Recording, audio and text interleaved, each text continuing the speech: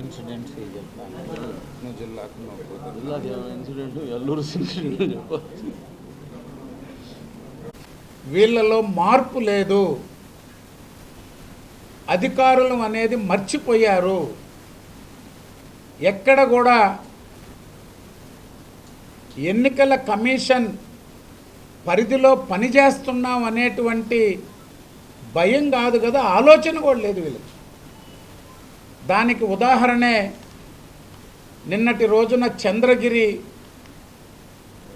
Strong room దగ్గర జరిగినటువంటి ఘటన. తిరుపతి నగర నడిబొడ్డున స్ట్రాంగ్ రూమ్ దగ్గరికి అభ్యర్థులు పోవాలంటే, లేకపోతే అభ్యర్థి తరపున చీఫ్ ఎలక్షన్ ఏజెంట్ పోవాలంటే 100 నిబంధనలు చెప్తున్న అధికారులు, పోలీసు యంత్రాంగం, 100 మంది వైసీపీ గూండాలు రాడ్లు, సుత్తులు, కత్తులు ఎత్తుకొని స్ట్రాంగ్ రూమ్ దగ్గర ఎందుకున్నారు? మళ్ళీ ఎస్పీ పాటిల్ గారు చెప్తారు, అది చిన్న ఘటన, నాని గారు సంయమనంగా ఉండాలా, మేము అదుపు చేస్తాం. 100 మంది వైకాపా గూండాలు ఎలా లోపలికి ప్రవేశించారు? ఇంకా రక్షణ ఎక్కడ ఈవీఎంలకి? స్ట్రాంగ్ రూమ్ దగ్గరకు అంతమంది రౌడీలు వచ్చాక ఎస్పీ గారు వాళ్ళ మీద చర్యలు తీసుకోకుండా ఆయన మళ్ళీ చిలక పలుకులు పలుకుతున్నారు. గూడూరులో చూసాం.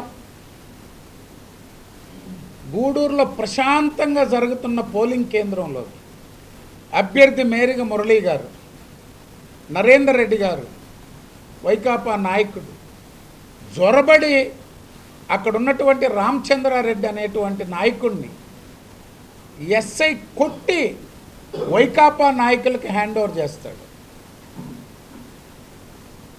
దారుణమైన పరిస్థితి. మరొక పట్టాభి రామిరెడ్డి గారు, నీ అంతు చూస్తా, నిన్నే టార్గెట్ నాకు, ఆయన చొక్కా పట్టుకొని పోయి లాక్కుపోతారు. ఎమ్మెల్యే వస్తే గందరగోళంగా మాజీ ఎమ్మెల్యే సునీల్ మీద దాడి. అక్కడున్న ఎస్ఐ అంజిరెడ్డి వైఎస్ఆర్సీపీకి పనిచేయాలనుకుంటే చొక్కా ఇప్పేసి వైఎస్ఆర్సీపీ బనీన్ వేసుకొని ఎన్నికల్లో తిరగచ్చు. లేక సిఐ వేణుగోపాల్ రెడ్డి, డిఎస్పి సూర్యనారాయణ రెడ్డి, మీకు అందరికీ జగన్మోహన్ రెడ్డి మీద ప్రేమ ఉంటే వైఎస్ఆర్సీపీలో చేరి పనిచేసుకోండి. అసలు చిన్న సమస్య లేని దగ్గర మా లీడర్లను కొట్టి వైకాపా వైపు తోసి వాళ్ళ చేత కొట్టించారు. నిన్నటి రోజున చింతవరం పోలింగ్ అయిన తర్వాత చింతవరంలో ఏజెంట్లను పెట్టారని, చింతవరంలో తెలుగుదేశానికి అండగా ఉన్నాడని కాపు నేత గోపాల్ చనిపోయాడని వదిలేస్తే బతికున్నాడు ఈరోజు అపోలోలో. అతని షాపు తెరుస్తుంటే రాడ్లతో దాడి చేసి తలంతా పగలగొట్టేశారు. పోలింగ్ అయ్యాక మరుసటి రోజు నిన్న చిలకూరు ఘటన తర్వాత చింతవరంలో పబ్లిక్గా దాడి చేస్తే నిన్న సాయంత్రం వరకు అరెస్టులు లేవు. పబ్లిక్గా హత్యా ప్రయత్నం జరిగితే ఉదయగిరిలో ఎక్కడ పట్టినా అభ్యర్థినే బెదిరించే పరిస్థితి. వైకాపా చోటా లీడర్లు కావలి హత్యా ప్రయత్నం జరిగితే ఉదయగిరిలో ఎక్కడ పట్టినా అభ్యర్థినే బెదిరించే పరిస్థితి. వైకాపా చోటా లీడర్లు కావల్లో ఘటనలు చూశారు. జిల్లా అధ్యక్షుడు అజీజ్ బాయ్ గారు నిరంతరం పార్టీ ఆఫీస్ కేంద్రంగా ప్రధాన కార్యదర్శి వెంకటేశ్వర రెడ్డి గారు ఎప్పటికప్పుడు ఎస్పీ గారికి, ఎన్నికల అబ్జర్వర్లకి పదే మాట్లాడి అల్లూరులో ఘర్షణ ఆపితే బీరంగుంట పక్కనున్నటువంటి ఒక చిన్న గ్రామం ప్రశాంతంగా జరిగే పోలింగ్ కేంద్రాల మీదకి కార్లు వేసుకొని, వ్యాన్లు వేసుకొని పోయి దాడి చేసిన పరిస్థితి. ఒక్క పోలీసు లేడు. మా వాళ్ళ మీద దాడి చేసి ఇంకా అక్కడే ఉన్నాయి వాళ్ళ స్కార్పియోలు ఇవన్నీ. గ్రామస్తులు తిరగబడి తరుముకుంటే వదిలేసిపోయారు. ఎక్కడో పోలింగ్ కేంద్రాల దగ్గరకు ఎందుకు వచ్చినాయి, వాళ్ళ మీద పడి ఎందుకు కొట్టారు, దానికి 324 తెలుగుదేశం పార్టీ ముఖ్య నాయకుడు తిరుమల శెట్టి శ్రీనివాసుల మీద దాడి చేస్తే ఎన్నికల అబ్జర్వర్లు ఎస్పీలు చెప్పినా 324 కేసు ఉద్దేశపూర్వకంగా ఒక గ్రామం మీదకు పోయి దాడి చేస్తే, ఉదయగిరిలో రౌడీ షీటర్లు అభ్యర్థి మీద దాడి చేయడానికి వస్తే వార్నింగ్ ఇచ్చే పరిస్థితి కూడా లేదు కావలి డివిజన్ డిఎస్పీ గారు. పోలీస్ తీరు ఎస్పీ గారు ఎప్పటికప్పుడు స్పందించవచ్చు. కమ్మగా మాటలైతే చెప్పారు అజీజ్ భాయ్కి, ఎన్నికల అబ్జర్వర్కి, మాకు అందరికీ. కానీ దారుణంగా ఉంది పోలీస్ వ్యవస్థ. అటు తిరుపతి ఎస్పీ కానీ నెల్లూరు ఎస్పీ గారు కొత్త, ఎప్పటికప్పుడు కింద సిఐలకి డిఎస్పీలకి చెప్పినా దారుణంగా వ్యవహరించారు ఉదయగిరి కావలి పోలీస్.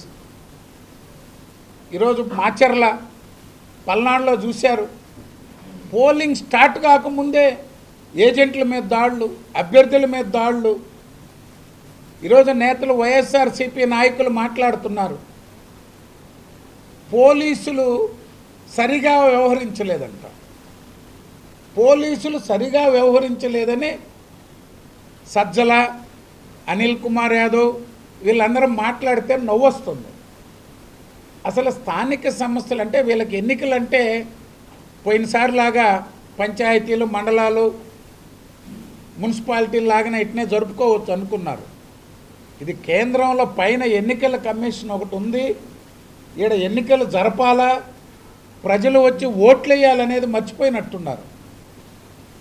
చంద్రబాబు నాయుడు గారి ఇంటి మీద దాడి చేస్తే స్వయంగా ప్రతిపక్ష నాయకుడు ఎన్ఎస్జీ సెక్యూరిటీ కేసు లేదు, కరపత్రం ఇవ్వడానికి వచ్చాడు రమేష్ గారు అని చెప్పారు ఇప్పుడున్న మంత్రి. తెలుగుదేశం పార్టీ ఆఫీస్ మీద డీజీపీ ఆఫీస్ పక్కన దాడి, ఒక్క అరెస్ట్ లేదు. తాడిపత్రి ఘటన, పెద్దారెడ్డి ఎమ్మెల్యే జేసీ ప్రభాకర్ రెడ్డి ఇంట్లో పోయి కూర్చొని, ఇంట్లో ఆయన కూర్చునే కుర్చీలో కూర్చొని దమ్ముంటే రాని, ఆయన ఇంట్లో కూర్చొని ఆయన్నే పిలవడం, చర్యలు లేవు. ఈ విధంగా అంగళ్ళు చంద్రబాబు నాయుడు గారి కార్యక్రమం మీద అంగళ్ళు ఘటన,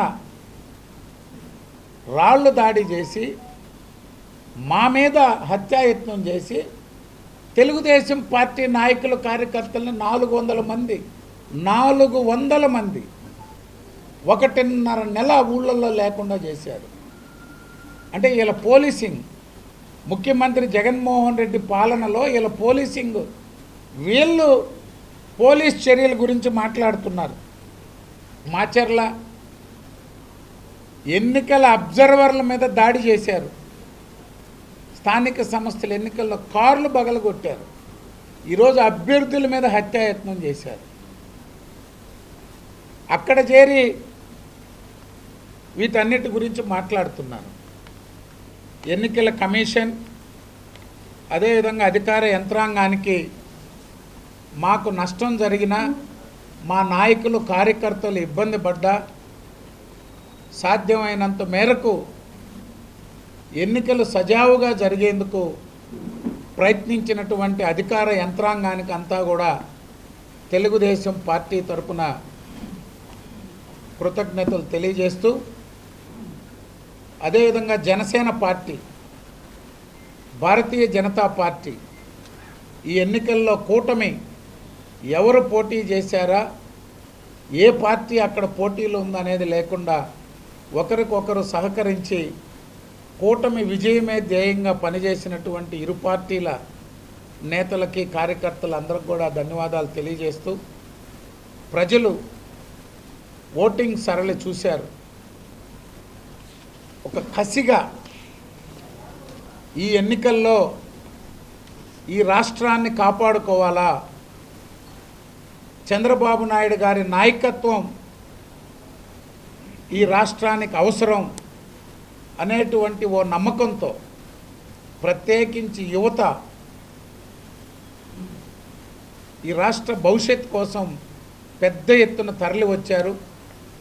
ఓటర్లు ఎక్కడికక్కడ మండుటి ఎండలో కూడా భారీ ఎత్తున పోలింగ్ అయ్యేందుకు కదలి వచ్చినటువంటి ఓటర్లందరూ కూడా ప్రజలందరికీ పేరు పేరున ధన్యవాదాలు తెలియజేస్తూ పోలింగ్ సరళి చూస్తే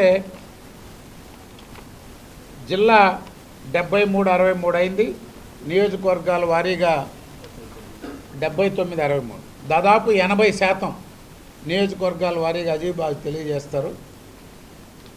80% పోస్టల్ బ్యాలెట్. అధికారులు కూడా గత 5 సంవత్సరాలుగా ఒక భయాందోళనతో పనిచేసినటువంటి ఉద్యోగస్తులు. మరెన్నో వీడియోల కోసం మా ఛానల్ ని సబ్స్క్రైబ్ చేసుకుని పక్కనే ఉన్న బెల్ ఐకాన్ ని క్లిక్ చేసి యాక్టివేట్ చేసుకోండి.